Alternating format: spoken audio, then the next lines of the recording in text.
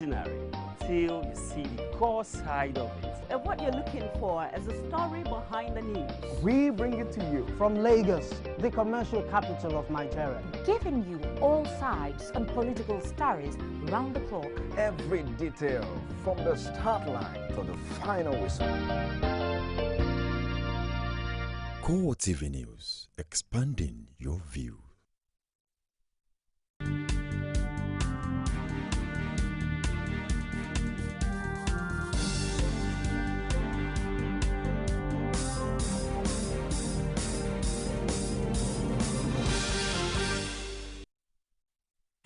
Welcome to CoreTV News on the hour. I am Martins Dixon.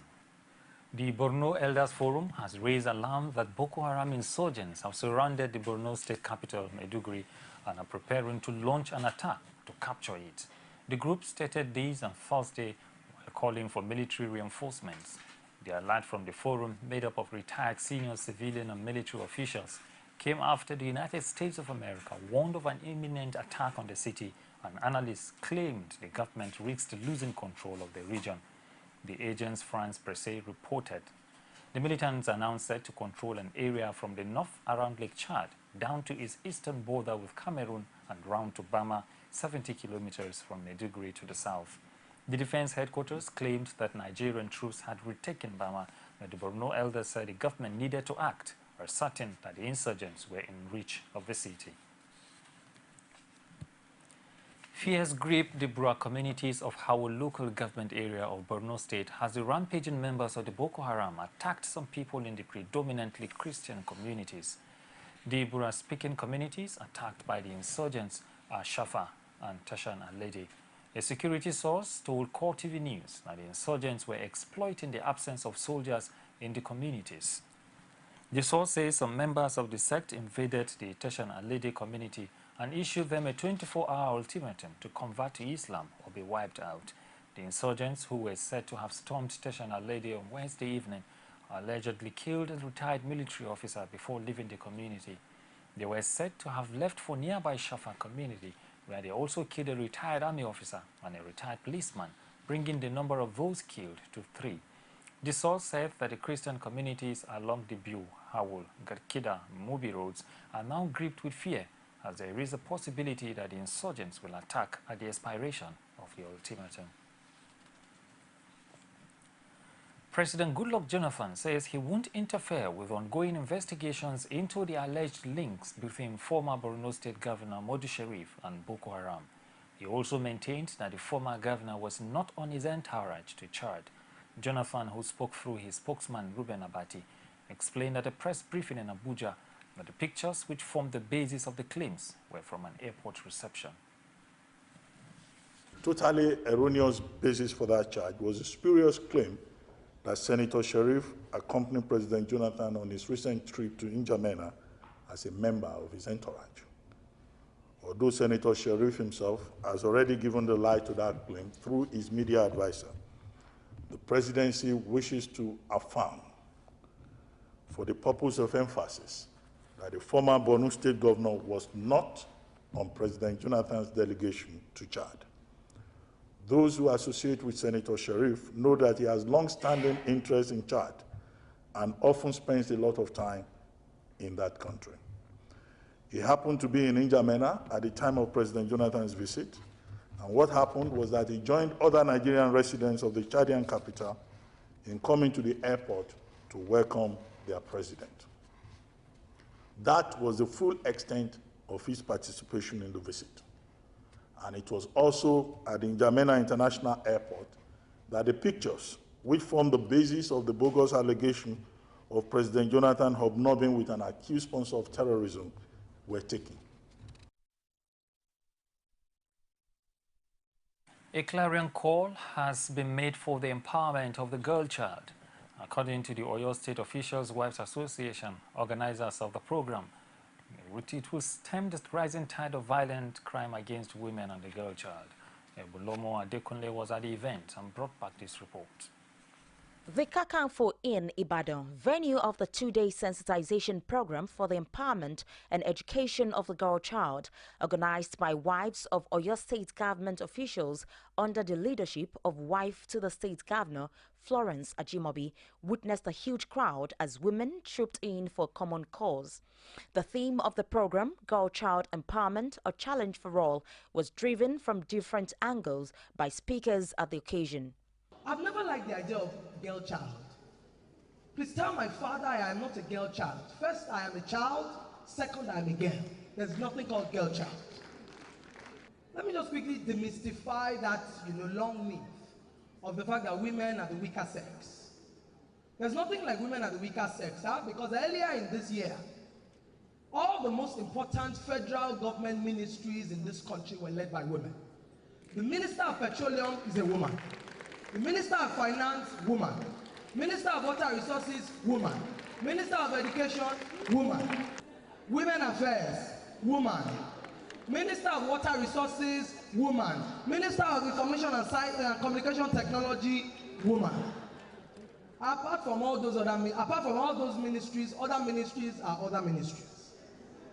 And so if our petrol, our water, our education, our environment, our aviation, and everything that makes us significant as human beings are managed by women, we are actually not the weaker sex. We are the more powerful sex.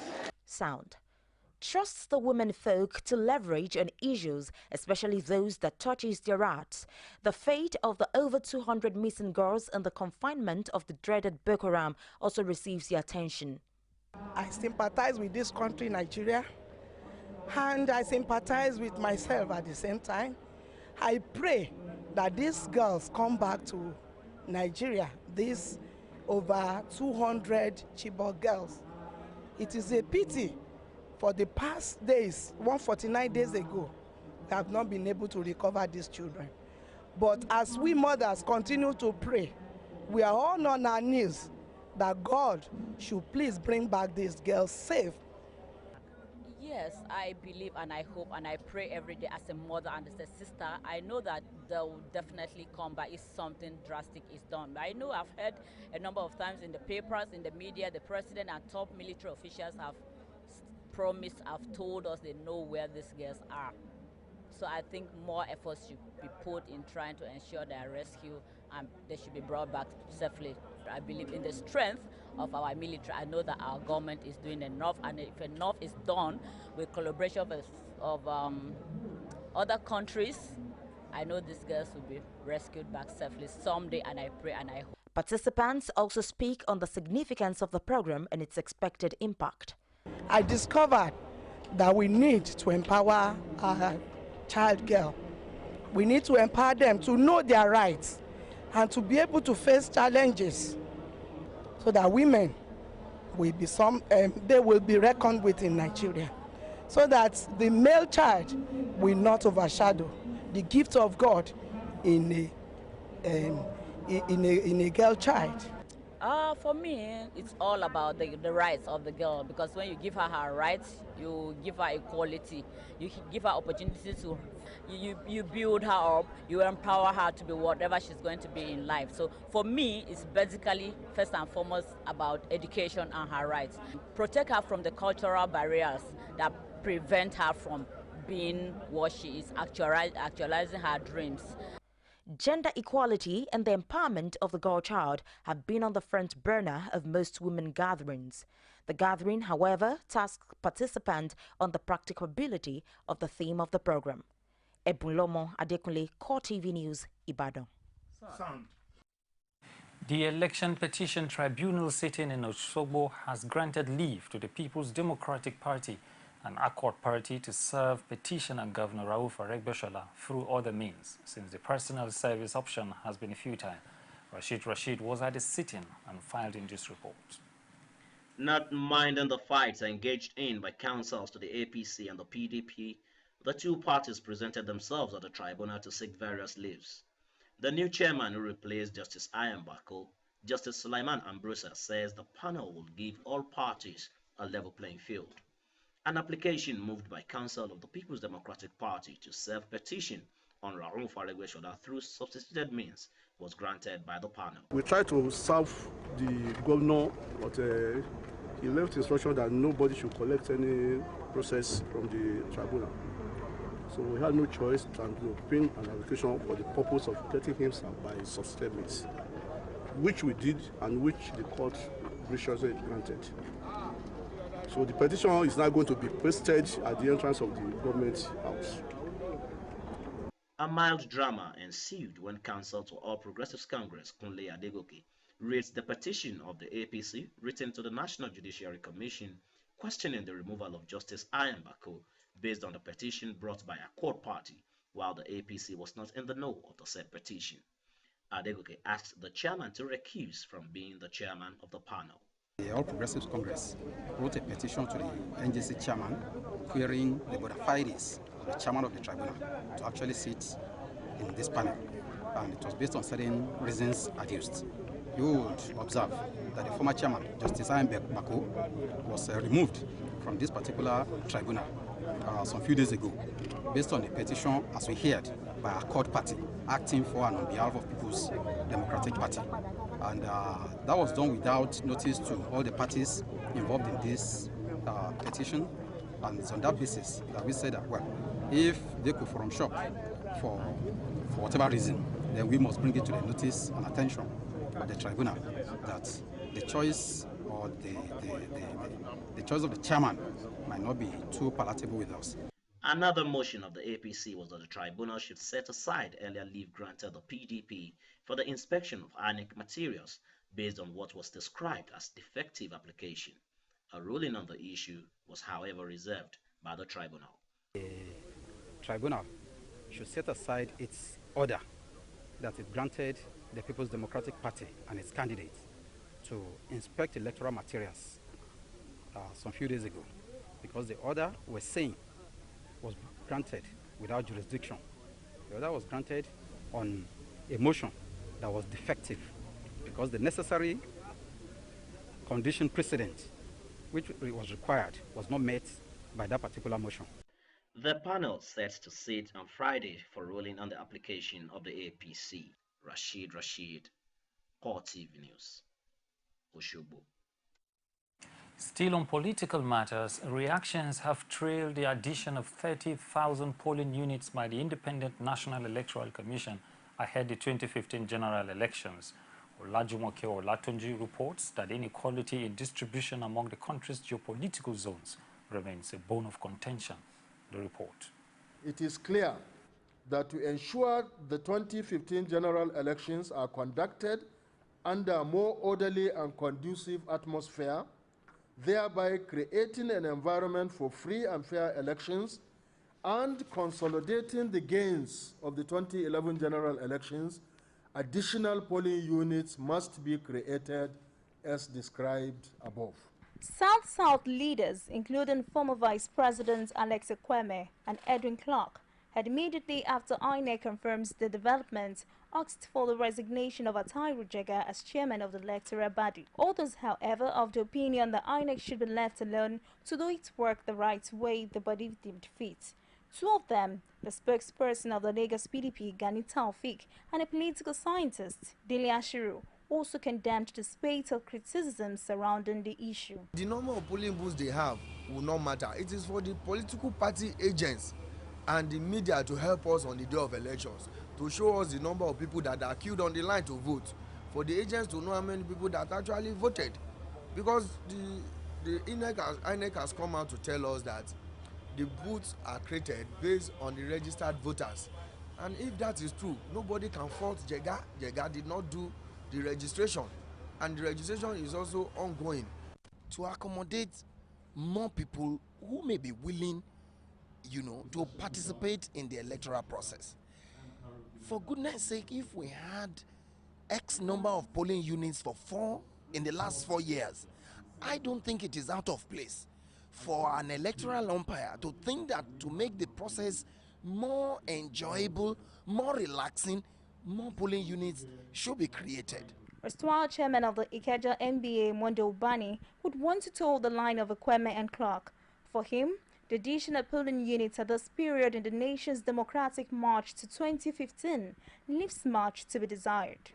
INEC will have great difficulty, especially Professor Jaga, to convince the Southerners of the so glaring inequality in the creation of additional polling units. You created polling units 70% from in the northern region and 30% to the south. And the more appalling is the number of polling units in the southeastern region. In fact, the Abuja, the FCT Abuja has more polling, the new additional polling unit, more than the entire eastern region, the 5 states combined. That is very insulting. And then the explanation that INEC chairman gave yesterday, I tried to listen to him in order to make sense out of what he was saying, and I couldn't make any meaning out of what he was saying. He was saying that he was trying to simplify the entire process and makes it easier for prospective voters to exercise their franchise in 2015. Oh, if that is intention, why are you not extending this same process of making it easier for the southern voters to exercise their franchise in 2015 by creating adequate number of additional polling units? Why must additional polling units be so disproportionate with the northern region and not the same with the south? When has increase of northerners become so obvious and glaring that you have to deal with the issue of 70% difference and all that? Meanwhile, political watchers are closely monitoring the developments and its effect on the journey into the 2015 general elections. Olajumoke Olatunji, CoreTV News, Lagos. South African quarantined in Lagos test negative to Ebola virus. Details of these and other stories after this break. There is an Ebola virus epidemic in some West African countries. The Nigerian government wants you to be aware and watch out against the spread of Ebola in your community. Help keep our country safe and watch out for severe cases of fever, headaches, diarrhea, chest and abdominal pain, sore throat, cough, red eyes, and bleeding from the eyes, ears, and nose, especially when these symptoms are found in persons coming into Nigeria from other West African countries. Protect yourself. Wash your hands regularly with soap and running water, or use a hand sanitizer. Avoid contact with the blood, urine, feces, or saliva of animals like bats, monkeys, gorillas, chimpanzees, or infected persons. The Ebola virus is deadly. Don't catch it. Don't spread it. This message is brought to you by the Federal Ministry of Information. Welcome back. Nigeria's health authorities have confirmed that a South African national has been quarantined in Lagos on suspicion of having the Ebola virus disease. Spokesman for the Health Ministry, Dan Uwome, disclosed that the woman was found to have Ebola-like symptoms on arriving in Lagos from Morocco. Aside from having a high temperature, both health officials learned that she had worked in Guinea and Sierra Leone. He added that the South African also vomited shortly after she was isolated. Investigations have already shown that the South African has tested negative to the Ebola virus.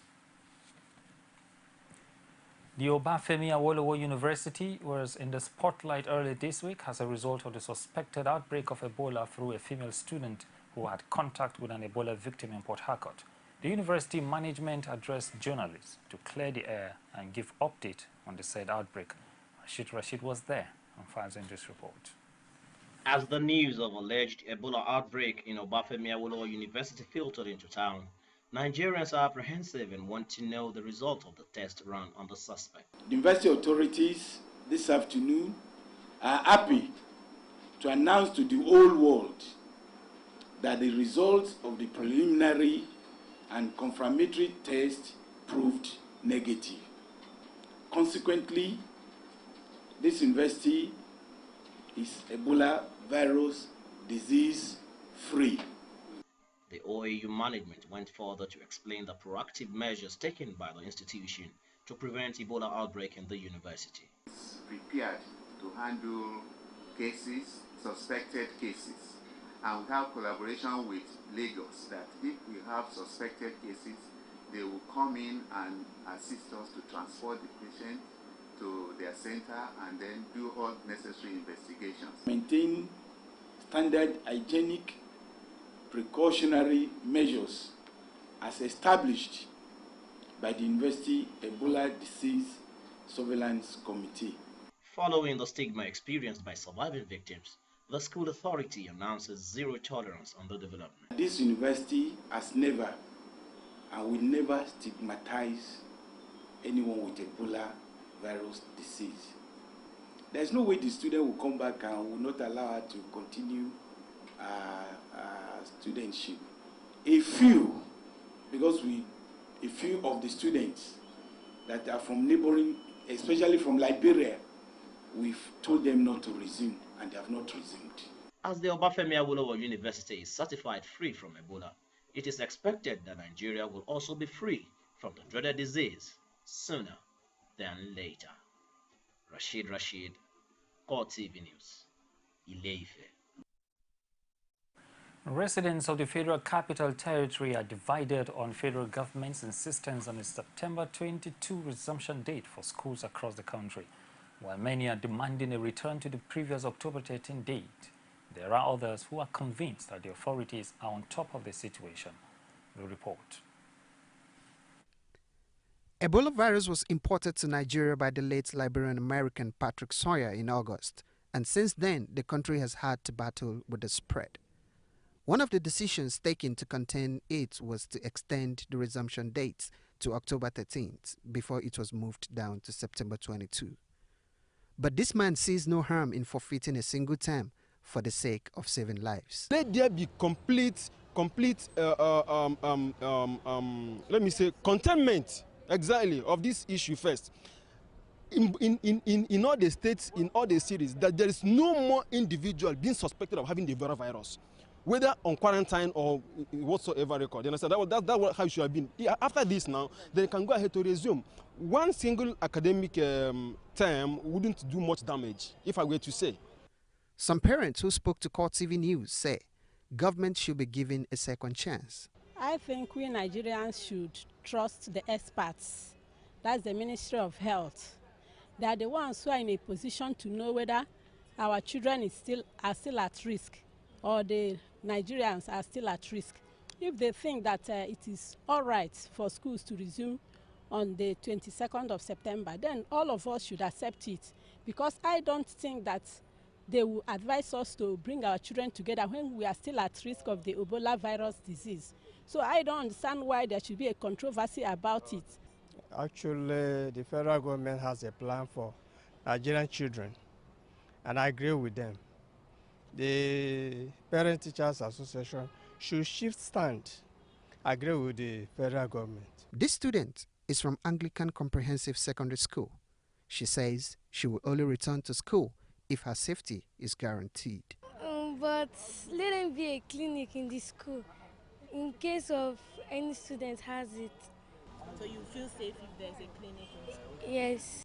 For now, Nigerians will have to stick with the new school resumption date, as the government say it has no plan to revert to the old resumption date of October.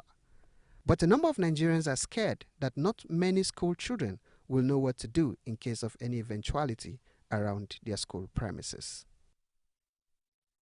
The Nigerian government plans to build 6 new world-class medical facilities and diagnostic centers in each of the 6 geopolitical zones of the country.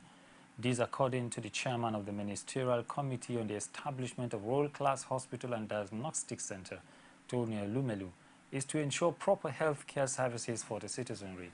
He made this known while speaking on the outcome of the committee's meeting with President Jonathan in Abuja.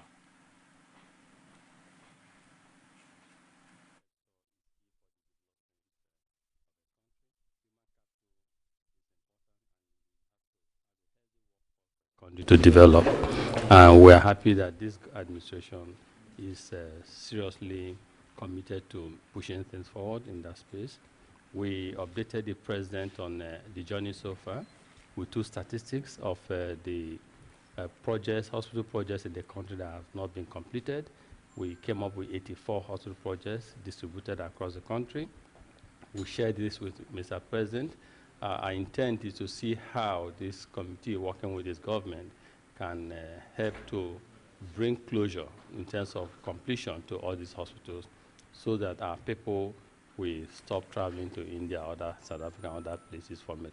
My committee believes that everyone should urge the Senate, the entirety of our National Assembly to help pass the NHIS bill into law, as that will unlock a lot of opportunities in the health sector.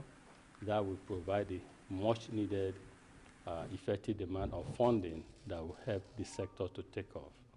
If we do not pass the NHIS, if our Senate and the House of Reps don't pass the NHIS bill, we won't achieve much. So as our senators and representatives go back to their constituents and constituencies to seek re-election mandates, we should ask them to please give us national health bill and the NHIS that will help us as a country. And that's all we can take on this hour. Join us on Top of the Hour for more in-depth news and reports. I am Martins Dixon. Do enjoy the rest of our programming.